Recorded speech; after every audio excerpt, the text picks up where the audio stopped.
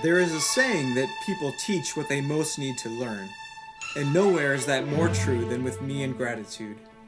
I'm recording this not only because I think gratitude is vitally important to our world, but because I want to become more consciously grateful myself.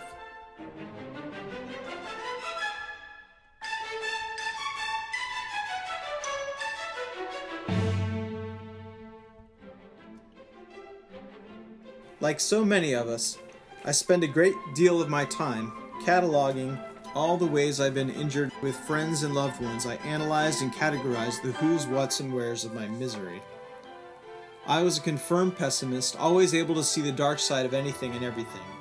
My belief was that life was hard and disaster looming around every corner.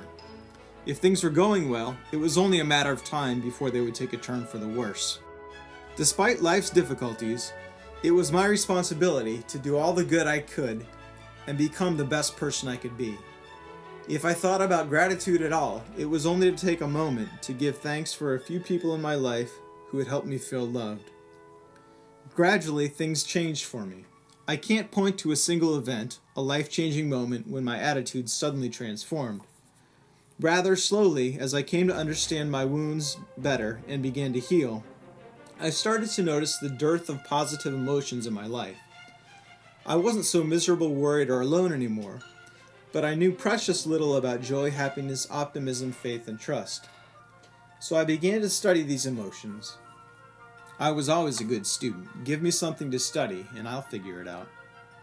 I adopted certain people who seemed to naturally radiate happiness as my teachers of optimism and joyfulness. One of the things I noticed is that these people all had a profound sense of gratitude that seemed to flow uninhibitedly from them. Investigating further, I discovered that each of them had experienced at least as difficult an early life, if not more challenging, as I had. But my teachers consciously chose to adopt certain attitudes, such as gratitude, that led them to great happiness. That's when I learned that you don't have to be saddled for life with the mental attitudes you adopted in early childhood. All of us are free to change our minds, and as we change our minds, our experiences will also change. So I set out on a course to be more grateful, joyful, and hopeful.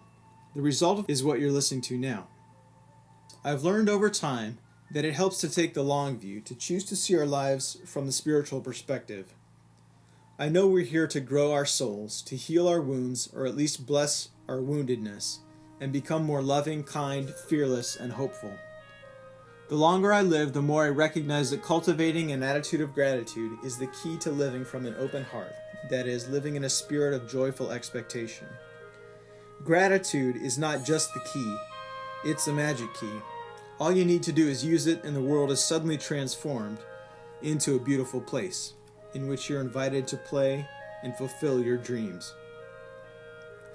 That's because, like most of the great spiritual truths, gratitude is stunningly simple. That's not to say, however, that an attitude of gratitude is necessarily easy to practice.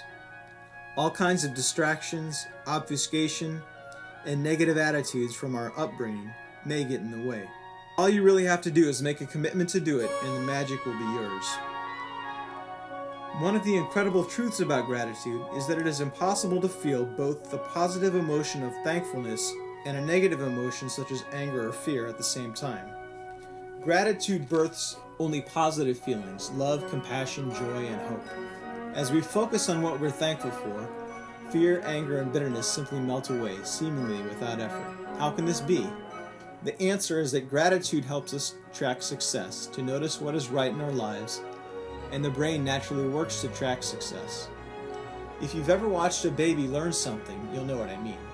Learning to walk, for example, she stands and puts out one foot. Boom! Down she goes, because her balance wasn't right.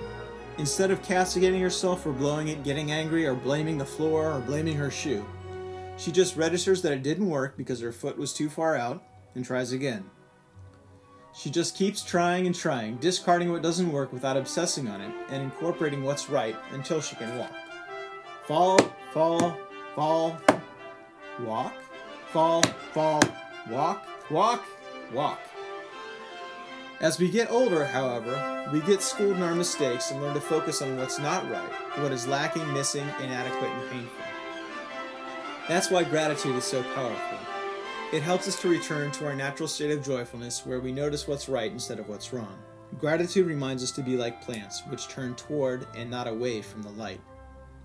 Because of the simple power of gratitude, it's easy to make all kinds of Pollyanna-ish generalities which slide off into meaninglessness and are boring to hear about and read about. My hope is that you'll find true inspiration and some solid ideas for making the practice of living from a grateful heart real and meaningful. Since gratitude is both an attitude and a practice, you need time to integrate the learnings so that they can become truly yours and not something you just listen to, put away, and forget about. To get started, take a few minutes right now to reflect on a happy moment in your own life that stands out for you, a moment that stays with you even if it happened 10, 20, or 40 years ago. Experience it again. See the scene, hear the sounds that were around you, feel the sensations. What was it about that moment that stays with you? Was gratitude a part of it? What was going on for you that allowed you to feel grateful?